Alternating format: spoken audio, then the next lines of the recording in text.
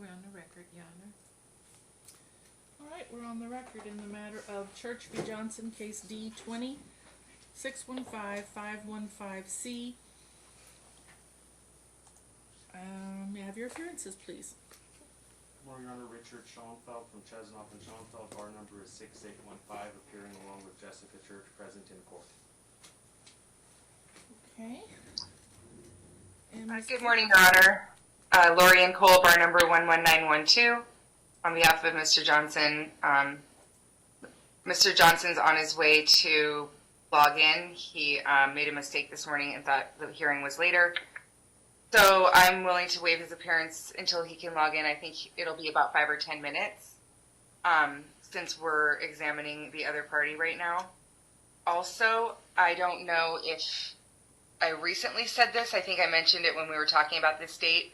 I do have a status hearing today in another department at 11 a.m. that I have to appear for. That was one thing I had going on today when we set this. yes, I remember that. That's not a problem. Just let us know when you need to take a break, and we will do that. I'll probably have my paralegal log in and let me know when they call me in case they're late or something. Okay, just let us know. Okay. Is there any objection to waiving his appearance briefly, Mr. Schoenfeld? No, Your Honor, maybe before we start the testimony, if we could see if there's an update on the attempts to reach the detective related to the other investigation. Ms. Cole? Yeah, I texted him when we were in the hearing and I said, is the investigation still going? And he said, yes, it is. And I'm sorry, I was going to ask him if he was going to interview people next, and I got, right after we were done with trial, I had to get the rest of the work I had to do done, so I was really distracted last night, or I was planning on following back up and asking him if he's going to be talking to anyone. So I can do that now, but that's all he said. Okay, yes, please go ahead and just text him back and ask him that. Okay. I don't know if it will make a difference if you can maybe tell him that we're on the record today in trial and the court would like an update if he...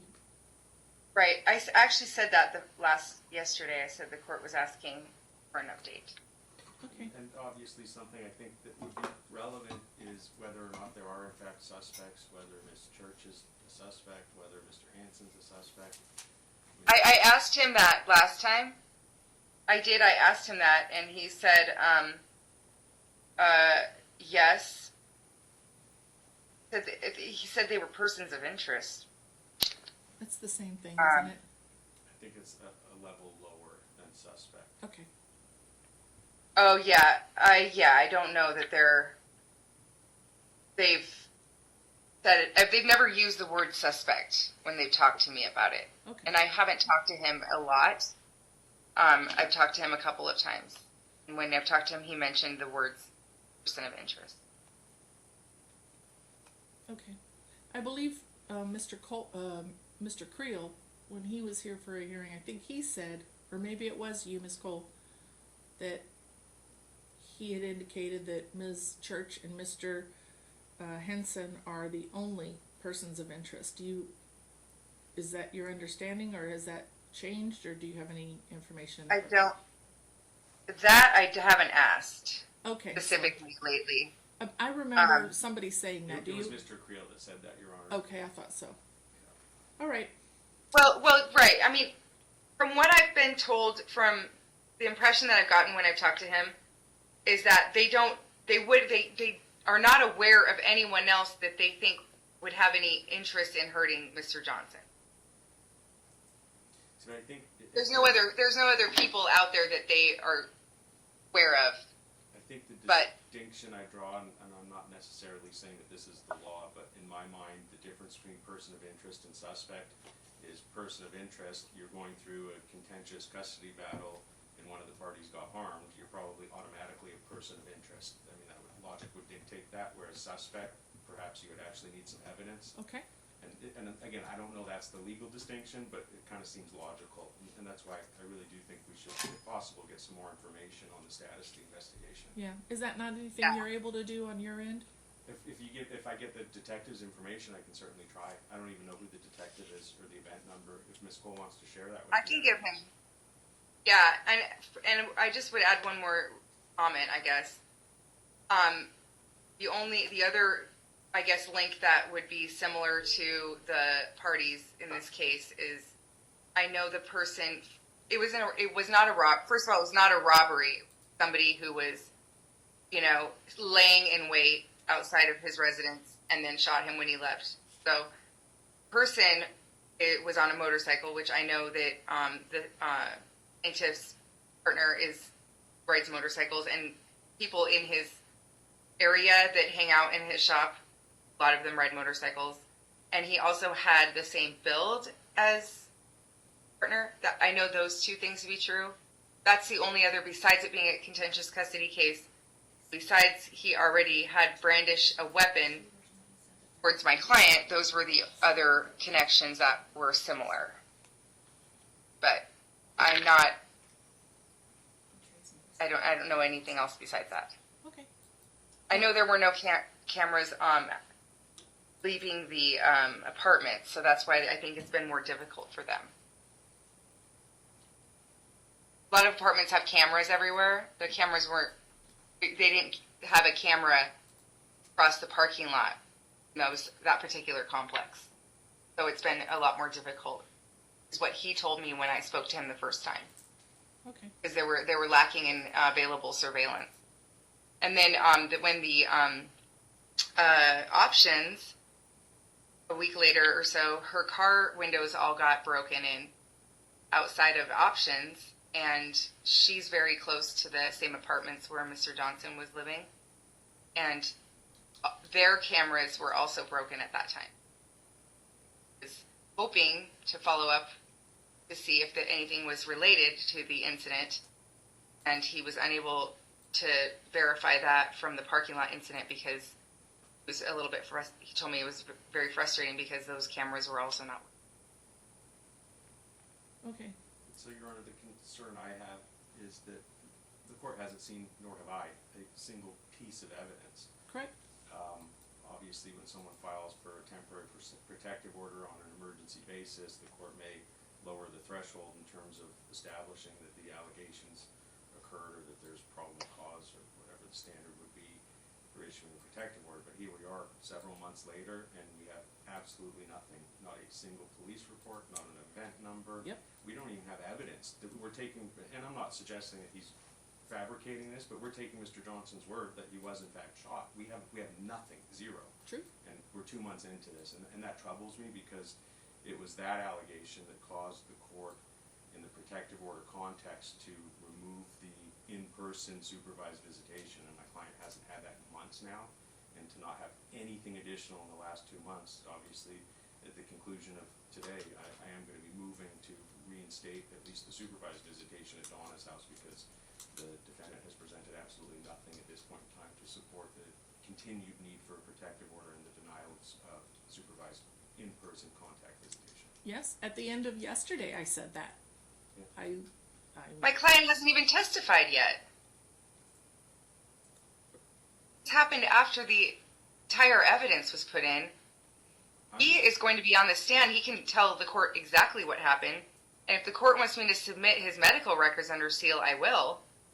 But this all happened long after this trial started. And we still have we haven't even started with my client's testimony. Well, that's true. But you haven't produced, I mean, has she given you anything that she has? I mean, I would certainly think there'd be some kind of a police report or, like you said, medical records or something.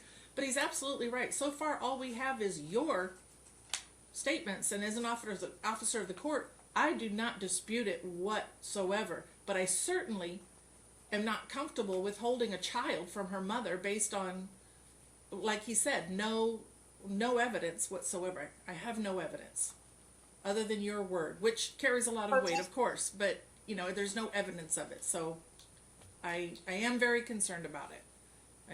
I've been troubled about it. I was troubled yesterday afternoon. I said it, I think, on the record. So we need more. We need something. I mean, I can't hold on indefinitely keeping this child from her mother based on what you've told us. think that the equities at some point need to weigh a little, tip the scales a little bit the other way, and also, the prevailing interest being in the best interest of the child. Obviously, she's very bonded with her mother, and we can discuss it later. We'll see where we're at later on. You just sent him another text, correct, Ms. Cole? The client or the detective? The detective. Did. Okay. He responded to me yesterday. I haven't heard from him yet. I'm going to also see if I can get a copy of the police report. I can get the medical record showing what happened to my client, but I'd have to look and see what I have on the actual I have an event number. I know that much. Can you give it to Mr. Schoenfeld right now? I have to look it up. Give me a moment. I think I put it in the TPO application.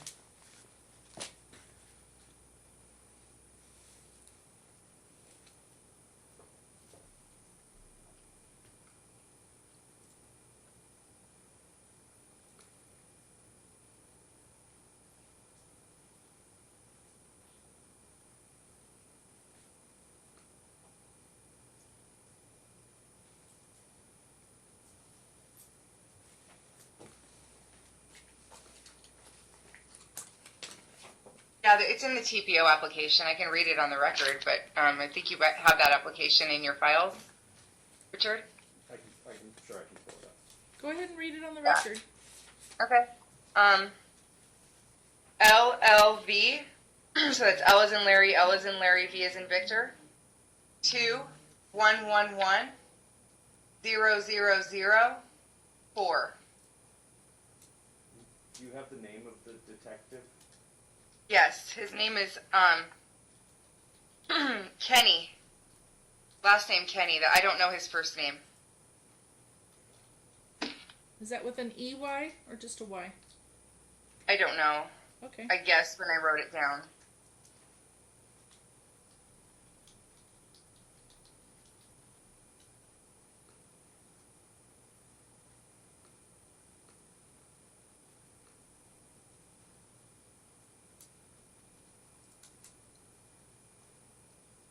Do you need some more time, Mr. Schoenfeld, or are you ready to get started? No, ready, Your Honor. Thank you. Okay.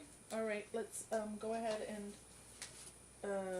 get started. Ms. Church, if you would take the witness stand again, and you're already sworn in to tell the truth. Also, I updated the calculations on the amount of time that you've used, and Ms. Cole, you've used 7 hours and 30 minutes. And Mr. Schoenfeld, you have used 4 hours and 28 minutes.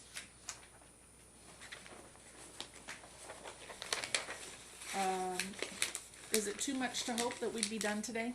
I also hope we're done today. Ms. Cole, any chance of it? Yeah, I'm almost done.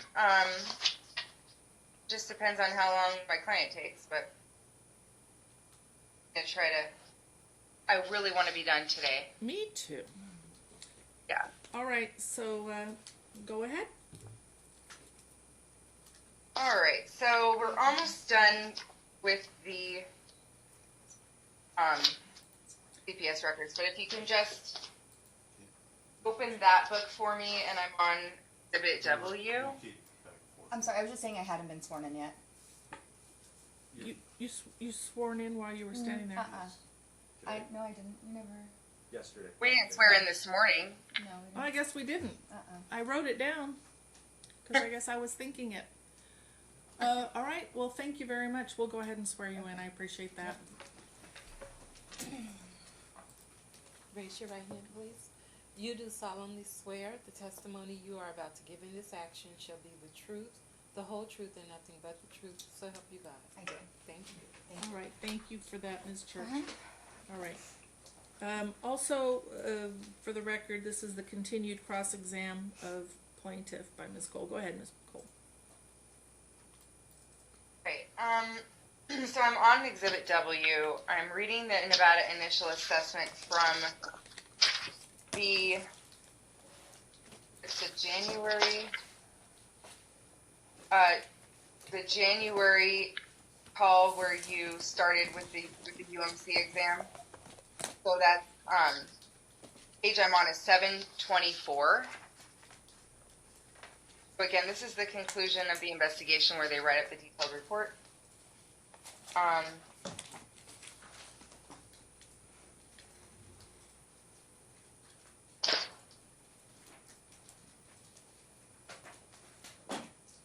So we talked about the second forensic interview of Madison. It also states in this paragraph on 724 that during her interview, Madison said, "I can't remember what I'm supposed to say," and that there are concerns that you're coaching Madison. So, is it your testimony that you have not repeated to Madison what you believe is going on? That's true. I have not, yes. And you haven't done so when she's in earshot. Is that your testimony? Yes. Okay. And finally, at the end of this paragraph, it says, due to her emotional state and drug use, Ms. Church tends to make up allegations, and she's unable to move past her beliefs, which negatively impacts Madison. So again, I'm not disputing that you believe something happened, but if that isn't true and you're continuing to pursue that belief, you agree with me that that would hurt Madison. That's not the case, because that's though. her father. That's not the case. Can I ask who wrote this? So, you're not answering my question. Okay. She said, My question. she said that's not true. And the court will note that Mr. Johnson has now joined us.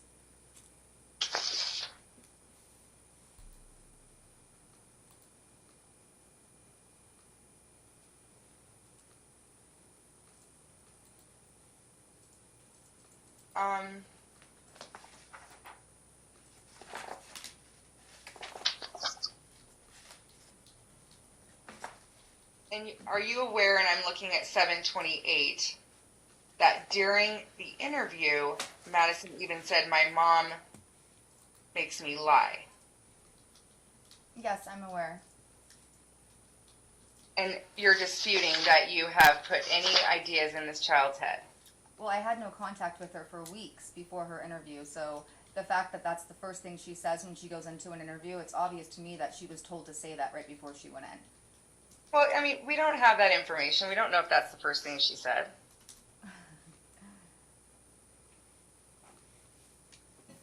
Ms. Cole, I want to make sure I understood something that you just said a few minutes ago. You said you asked Ms. Church whether or not she has discussed her suspicions regarding Dad's alleged improper sexual assault with the child. Was that, I mean, you didn't use those words, but I want to make sure I completely understand what it is that Ms. Church is saying she has not spoken. Yeah, so I asked her if she's discussed her beliefs or her suspicions or these allegations with the child, talked to the child about it, or whether she's talked about it where the child could hear. Well, so your response to that is no, you have not? The way that I received the question was, do I discuss it with other people in front of Madison, which I have not. However, Madison and I have spoken about it. I feel like I'm the only person that Madison, has been able to reveal this to. And anytime that it's brought up on her end. And sometimes, it's casual. Sometimes she's upset. It's just, like I said before, it's her way of life. So it's going to come up with her. And then, and finally, I'm on page 731. And again, we have another independent third party who has, and this is the doctor from UMC that did that was there supervising the SANE exam. And this, you would agree with me that a doctor in UMC has absolutely no personal interest in whether or not something happened to you, or whether or not you were telling the truth or Brooks is telling the truth. They're a completely impartial third party. Correct? Yes. And the doctor here says, Dr. Warren advised that the mother was speaking and describing the alleged incidents in front of the child. That's something that we talked about yesterday, and I was brought into an area, and Madison laid down, and the professionals at the hospital put me in a room with the doctor. It was in her office, and she initiated the conversation while Madison was sleeping. I wasn't just running around talking about it. The doctor there put me in that room and then questioned me while Madison was sleeping. Okay. Well, and you agree with me, there's nothing in these papers that indicate that. I haven't gone through all the papers, so I can't say. Okay. Well, and for the record, I'm on page 731 where it says that you were speaking and describing incidents in front of the child, and it doesn't say the child was asleep or not, able to hear you. Well, she was asleep, and when she woke up, they actually took her out for a walk.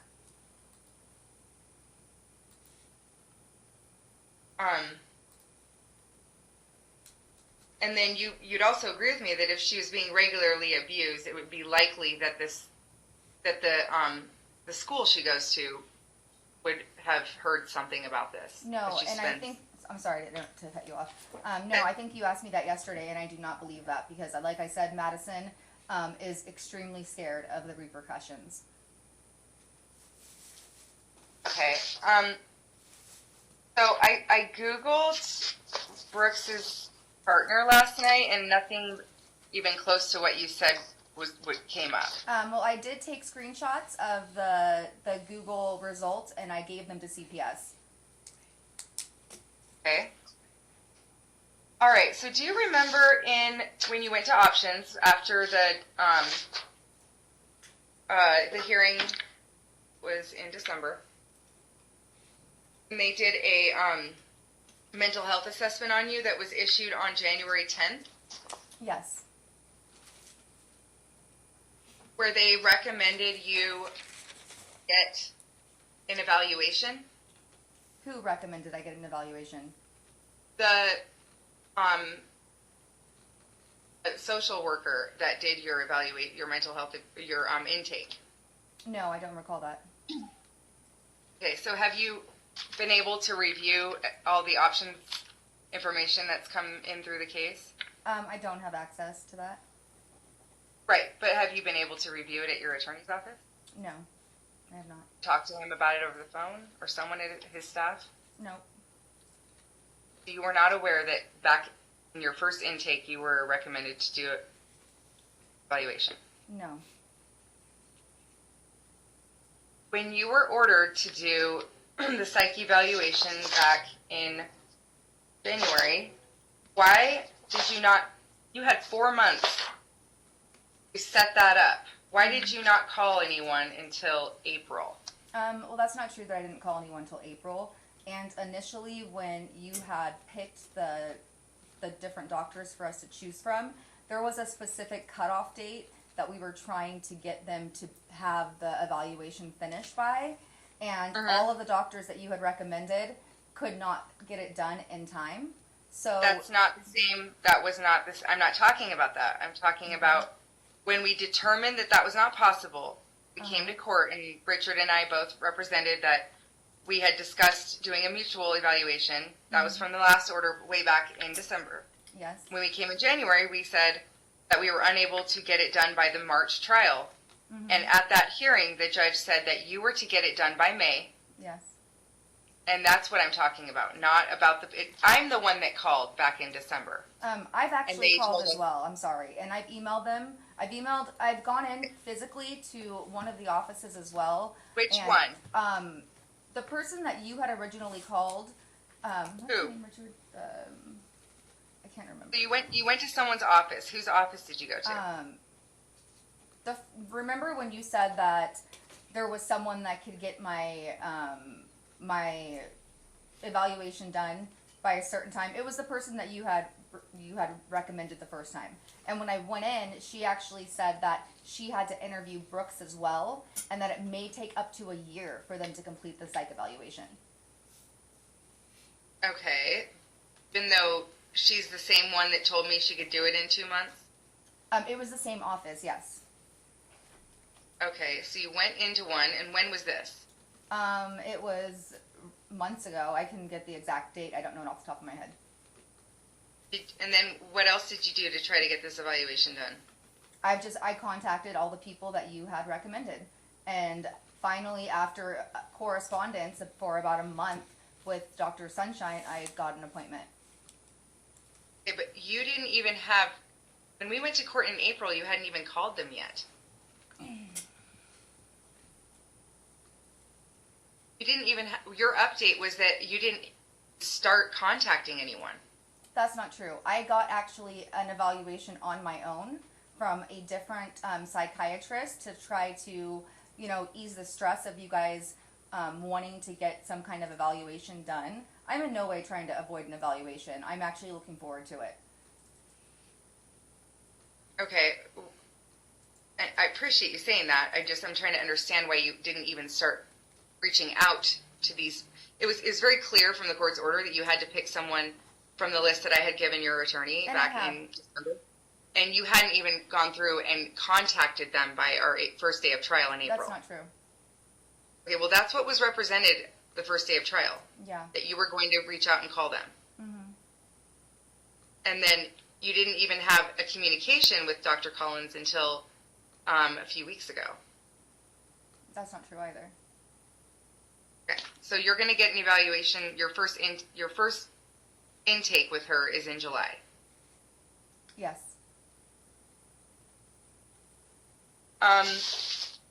Are you in agreement with Dr. Collins reviewing the discovery and records in this case? Your Honor, I think that's an improper question because that would be based on advice of her counsel. We haven't discussed that. I don't think she. Go ahead and respond, Ms. Cole. She can answer how she feels. I mean, it's her own testimony. I don't think that it has to do with on the advice of counsel. I think she's just asking her, do you agree that Dr. Collins can see everything here? So, yeah, do you have a problem with Dr. Collins reviewing the CPS record, the options reports, the pleadings, and related documents in this case? Obviously, whatever Richard recommends, I will follow that advice, but I do not feel comfortable with that at all. Up to this point, I feel like there has been certain areas where there has been some bias against me, and I think that comes up over and over again in the documents that have here, like in the binders, everything. And I don't think that they should base, my evaluation on information that I don't agree with or I do not believe that's true. Considering that both times you've gotten Madison back, you've withheld her in violation of the court order. So first we had the 4-month period of time between September and December where you blatantly said, I'm not going to follow the court's order. I don't believe it's right to have my child go to her father. And then again, in January, even though we had the week-on, week-off order, you took her to UMC and then you refused to give her back. How can the court trust you to facilitate a court order? Your Honor, I'm going to object to the form of the question and its compound. To say that she blatantly violated a court order is just proper form. She admitted she withheld the child in violation of the order twice. She said that she felt justified in doing so. Why don't you rephrase the question, counsel? How can the court trust you, Jessica? Follow its orders based on your track record.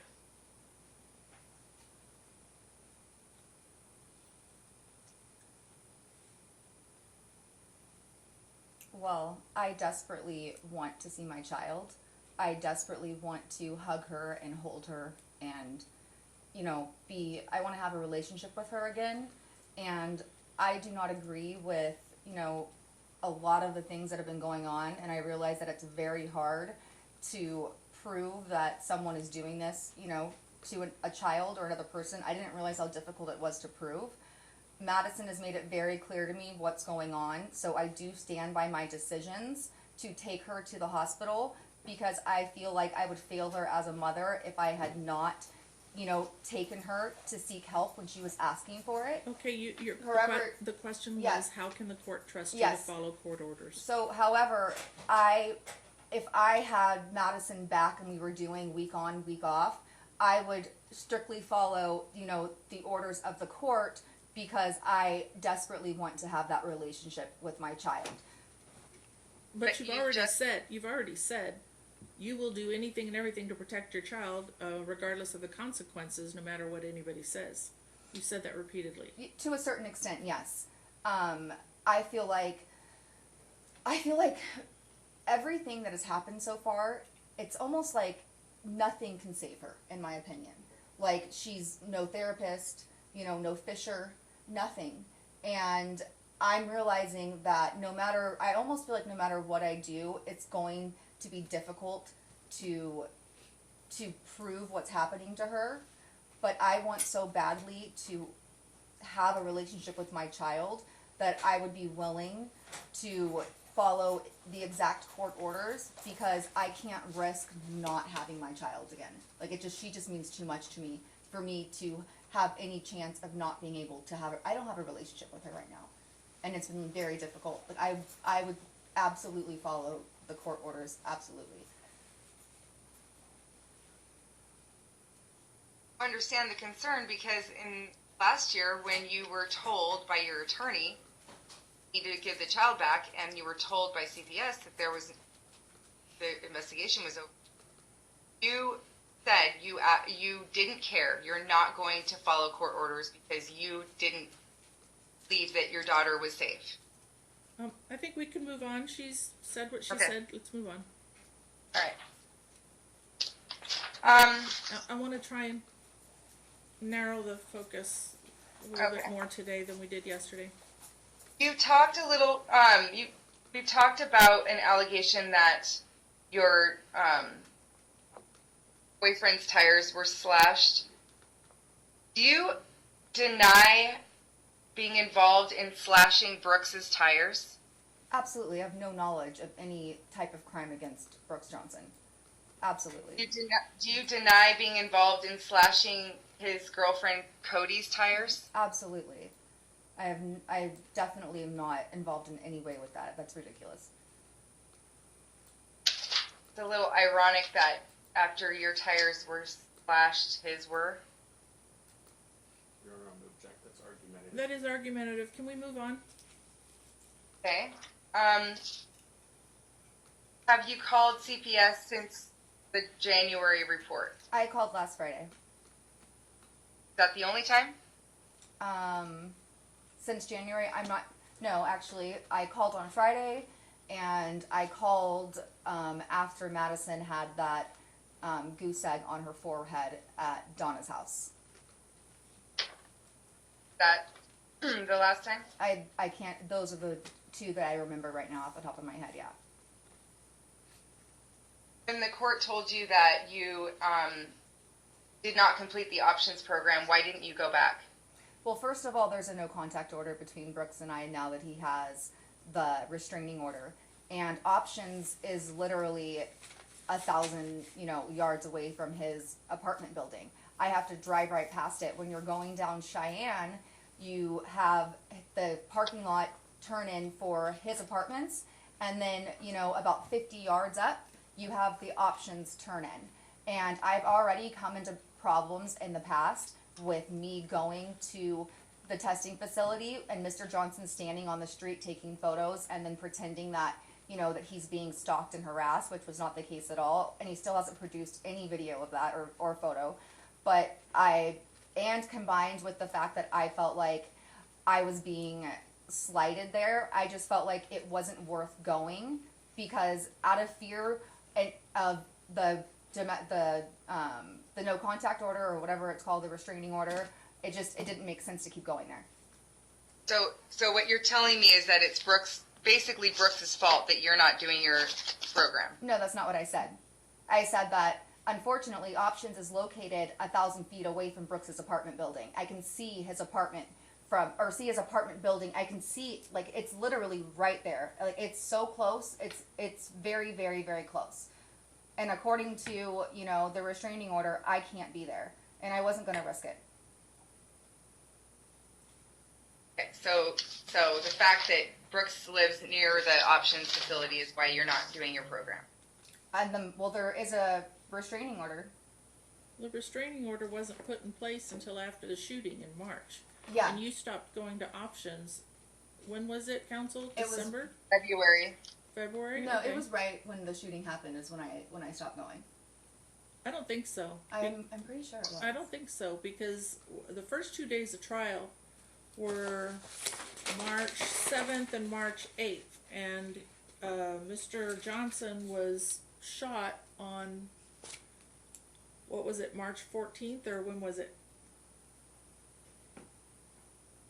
Brooks, what date was it? I believe it was March 15th or 14th. It was March 15th, Your Honor. March 15th. And the first 2 days of trial, well, the second day of trial consisted of the lady from Options testifying about how you had stopped going there months before. I don't think it was months.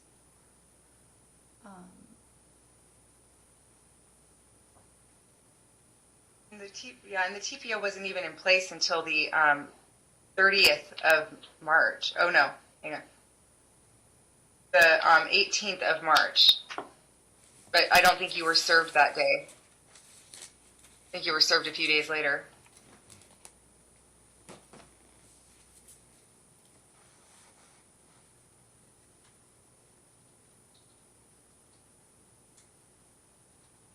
Are you going to answer the question, or just no answer? I didn't hear your question. I'm sorry.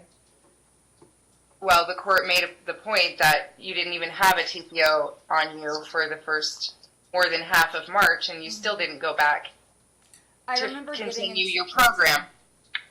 I remember talking to Cammie about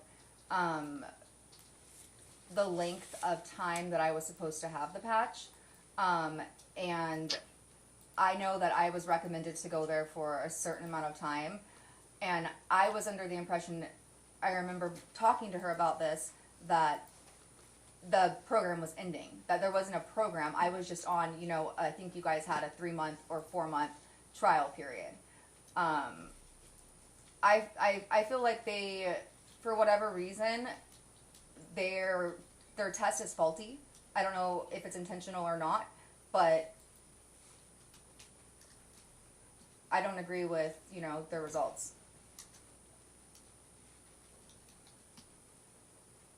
Okay, so for that reason, you chose not to go back. It's a combination of reasons, yeah. And then once Brooks got shot, I was definitely not going to go back yet. And then I continued to test at ATI after. Are you denying knowing anything about the shooting? I'm denying that, yes.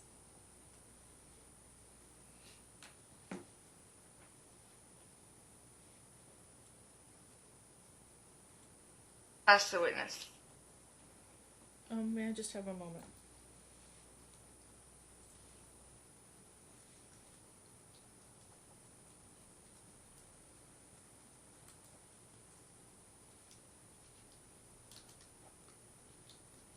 Okay, thank you.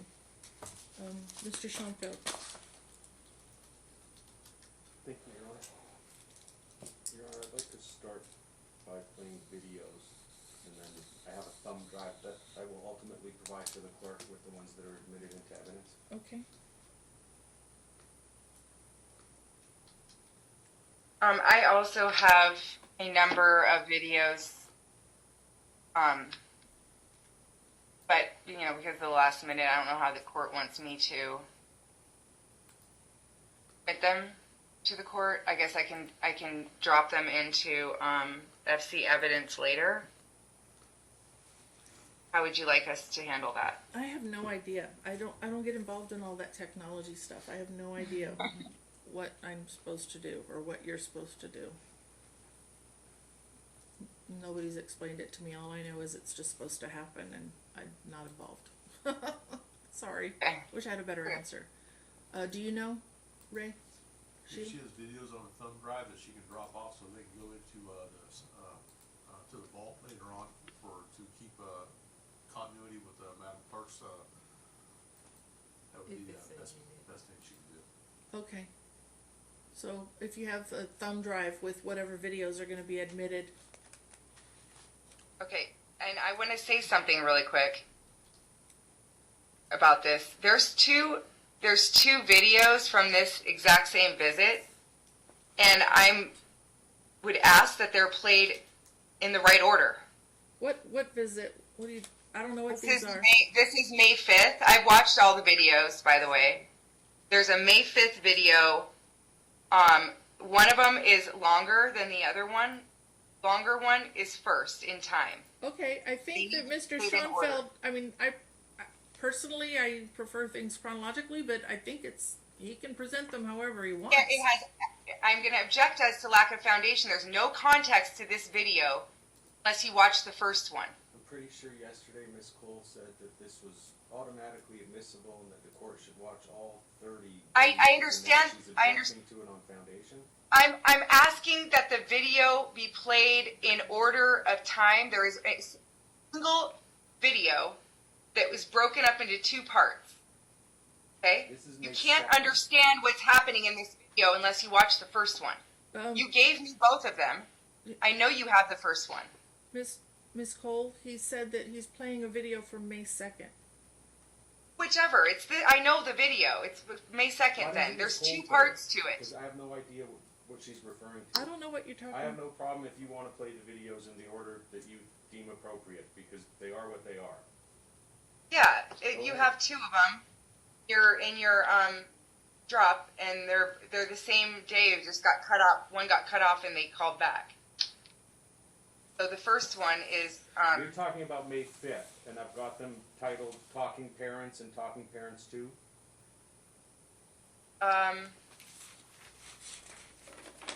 I was about to play May 2nd. Oh, okay.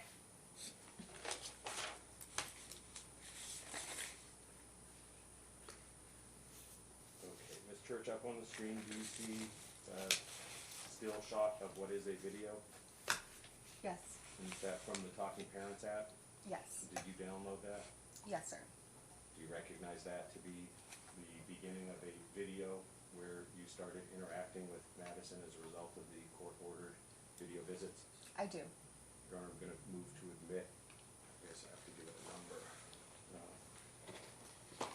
Let's see.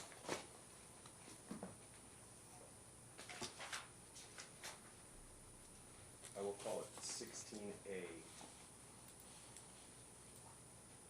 16A. Yeah, because 16 on my list was thumb drive with videos, so this would be A within that thumb drive. Oh, I see. And so this is a video taken on May 2nd, Yes. and this is what did she say? It's I'm sorry. And it looks like, is that two videos there? No. I can clarify for you. Is that's not two videos right there? That's the way the app records. One side is my client, the other side is Madison. That's when they talk to each other. It's the video of that video visit. Oh, I see. It's simultaneous. Yes. Oh, I've never seen it before. That's so cool. All right, so yeah,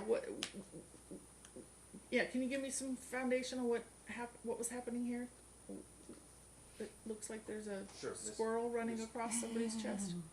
Ms. Church, do you want to describe what you're seeing on this picture and then ultimately what happened on the video? before we play it? Yeah, so that's my sugar glider. Bam Bam. That's your what? Sugar glider. Your sugar glider. Mm-hmm. He's my little buddy. That's a live animal? It's a live animal. Oh. Yeah. And on the right, that's the area that Madison is going to come up and appear. I believe that this video just has Brooks, you know, you can just see like his finger, and then verbally, I believe he gives her some, you know, instructions on what to do as well. I'm sorry, I need 1 second. And for some reason, I'm not sure why, but at some point, a few weeks ago, something started happening to the audio. It's very, very difficult for me to hear Madison. I literally can barely hear her on the calls. And when I was watching these last night, on some of them, her audio sounds very loud, and then mine is very low. I'm not sure if it's Mr. Johnson's phone or if it's my phone, but there's been a lot of difficulty with, you know, the communication. So on some parts you'll hear me, I just can't hear her, Okay. and that's why. Okay, can you turn it way up? Well, It's yeah. fine. You can hear it when we play it. I think she's just saying when it's live, she can't. You'll see it in the videos. She'll say, "Maddie, I can't hear you." Okay. Yeah, it's very difficult for me to hear her, yeah. All right, thank you. And can I say one more thing, since Richard was telling me, fine, you know, if you have a full clip, then play it. This is another one where there was two. My client says there's a 14-minute clip before this one Can I clarify that? On the same day? on the same day. So Oh, he's sending it to, Brooks, can you unmute yourself? Is the other one before in time of this video or after in time well, from let this me video? let me swear in Mr. Johnson, since he's not been Okay. sworn. You do solemnly swear the testimony you are about to give in this action shall be the truth, the whole truth, and nothing but the truth. So help you God. I do. Thank you. All right, go ahead, Mr. Johnson. So based on what I'm looking at on Talking Parents from May the 2nd, there is a 2-minute clip, which this appears to be that clip. And then there is a 14-minute clip, which follows this clip as well. And I'm trying to upload that to my case right now, so Lorianne will have access to it. Your Honor, I'm going to play the parts that I think are relevant. I'm not going to burden the court with a 14-minute video after the relevant part, which is the interference. Okay. So if Ms. Cole finds it relevant to play 14 minutes of, you know, after the call was interfered with, then it went on, that's her right. She can do that with her client, but, you know, I'm going to do my redirect examination with what I think is relevant. Okay, thank you. Go ahead. Your Honor, if I could just give one bit of context to the call. I believe during this call, I'm actually setting up the camera on the dresser, and I think if I remember correctly, Jessica's complaining about volume or not being able to hear. So I do re-enter the room in order to try to reposition the camera on top of the dresser in order to give her better access to Madison. So if I'm in the shot, it's likely only for that reason. All right, go ahead. Your Honor, I move to admit Exhibit 16A. Okay, I think it's stipulated. Ms. Cole, yes? Yeah, as long as the court has the full record, because again, it's the objection is that it's not a complete record. So as long as the court allows me to add the other clip of the same day to this exhibit, then I don't have an objection. Okay, except that Mr. Schoenfeld is objecting to the rest of it as being relevant. Why is the rest of it relevant, Ms. Cole? It's relevant to show the entire context of the visit. Your Honor, I don't have an objection if she wants to introduce the 14 minutes after this clip. That's up to her. I'm not introducing it. I'm just, It, why? It's the same objection as pulling, you know, one email out of an email string Here's that what I doesn't would- provide context. Well, except that the whole That's point, fine. the whole point of all of this is to address Ms. Church's concerns that her video chats are being interfered with, and Yes. so we're looking at the portions of it that are being interfered with. Now, Allegedly. if you want to tell me that there's an additional 14 minutes where there's no interference, then that's fine. Can you just tell me that, or can y'all stipulate that there's no additional interference on that day for 14 minutes rather than me sitting watching their entire visit and to reflect that absolutely nothing of concern is going on? If Mr. Schoenfeld wants, fine. Just wanted to have it in the exhibit as a full record, but as the court wishes. I wouldn't necessarily say there's no interference, it's just not as evident. You can get the general sense that Mr. Johnson is in the room the entire time, that Madison looks over and things of that nature. Okay. However, I think that the more important part for purposes of the evidentiary hearing that we're in right now are the parts where it is crystal clear that Mr. Johnson is in the room and in the line of sight of Madison. And those are the portions that I plan on introducing and eliciting testimony for. Well, and I appreciate that Mr. Schoenfeld's an officer of the court and that he's also advocating for his client, first of all. I watched every video. And I want everyone to remember, this is a 4-year-old child, and if something happens where at one point she fell right before the video started and he was helping her get up, and then, the foam falls down while he's on the side and he comes back in to pick it up. I mean, things like that happen when you have a 4-year-old doing a remote visit.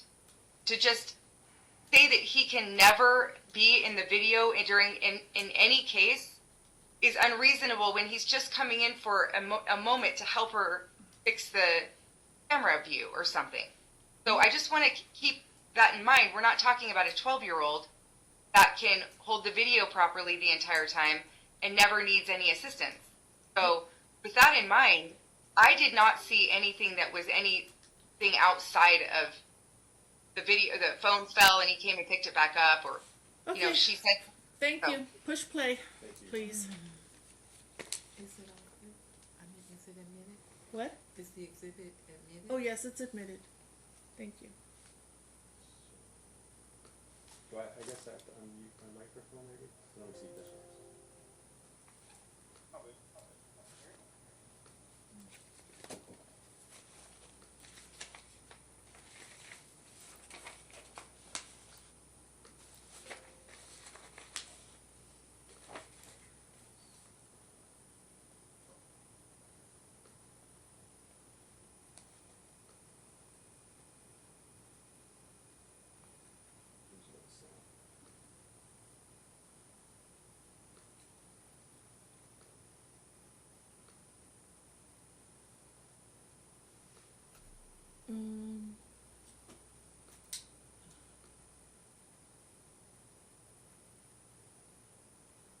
There's something in the settings?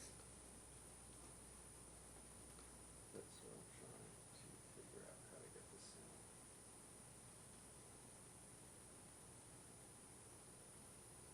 If I turn the sound up on my computer, it's going to echo.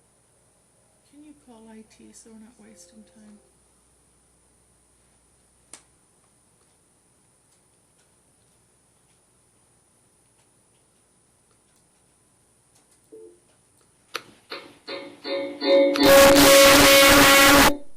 That's not a good idea.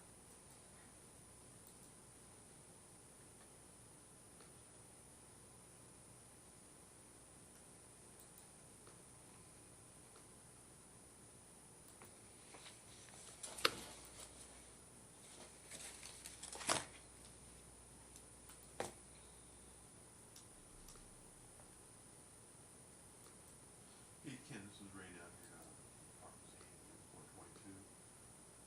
We have an attorney here who's trying to play a screenshot video in the courtroom from his personal device. The sound's not coming across over the Okay, thanks, sir. Bye-bye. Ken's having the tech over here come into the courtroom here. Thank you.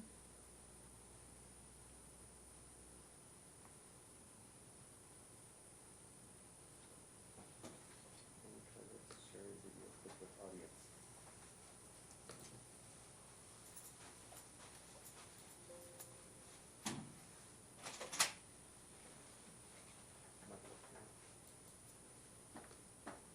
Try it now, babe. Can you hear it? Got it.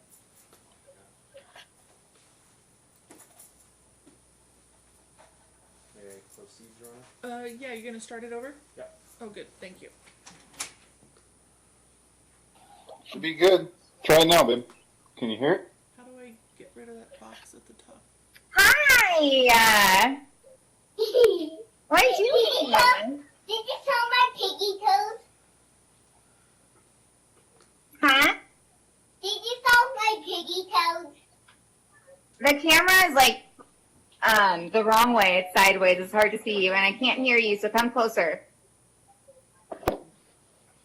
Mommy, Is that There we better? go. Mommy, Hi! do you have any presents? Huh? Any presents? I don't know why I cannot hear you at all. Do you have any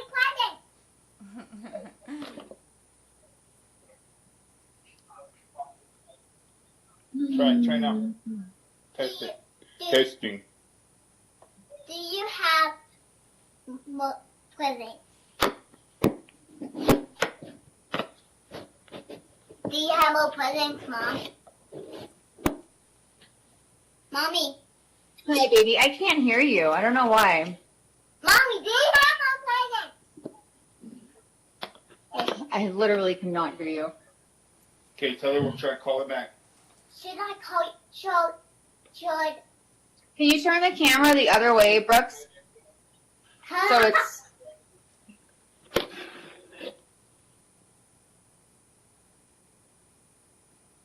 So is that what was objectionable to you, Ms. Church? That is something, it shows that he stands right next to the camera. So when he initially put it on, instead of walking away, he stands beside it. Was that So- that was the beginning That of was the the very visitation? beginning, yeah. Well, I So- think it's fair to say he was trying to like render technical assistance to get us started. I mean, Obviously she wasn't capable of doing that. of so. course, yeah. I would prefer if Madison just had the phone, herself. She could hold it, anything, I feel like he is trying to appear like he's not there. You wouldn't be able to see her. You realize she'd be holding the phone and swinging it all around, and you would.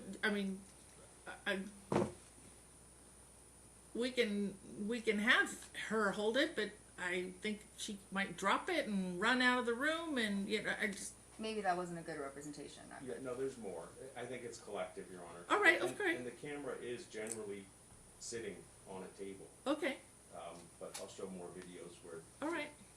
Thank you.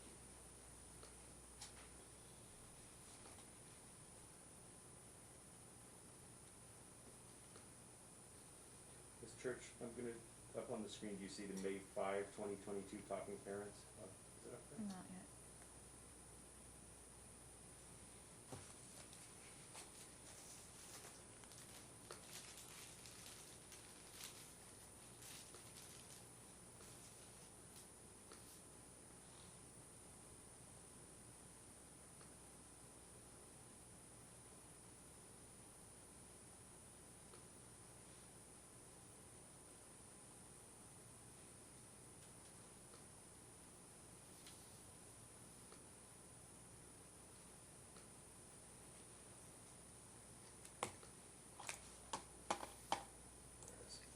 Do you see on the screen the May 5, 2022 Talking Parents? Yes. Do you recognize this video? Yes. What is it? This was on Friday, and Madison, at the beginning of the video, was crying. She, I believe for the fourth time, that we've talked, in the beginning of the call, she has had, a busted lip. Fourth time? The fourth time. It seems like Madison's never been as injured with me as she is with her father. It seems like she's always injured. She's always hurting. She's always upset. This was the fourth time, yeah. You're gonna move to admit 16B. I'll say I disagree with a fact that was just stated on the record. And I don't have an objection now to the video. Okay, 16B. Yes, 16B will be the May 5, 2020 Talking Parents, and I'll label it as such But- on the thumb drive. But again, oh wait, this is the one. Okay, you just said, Richard, that that I can play whatever I want, but this is the last minute of the video that I was just talking about. I think this is the beginning. No, it's not.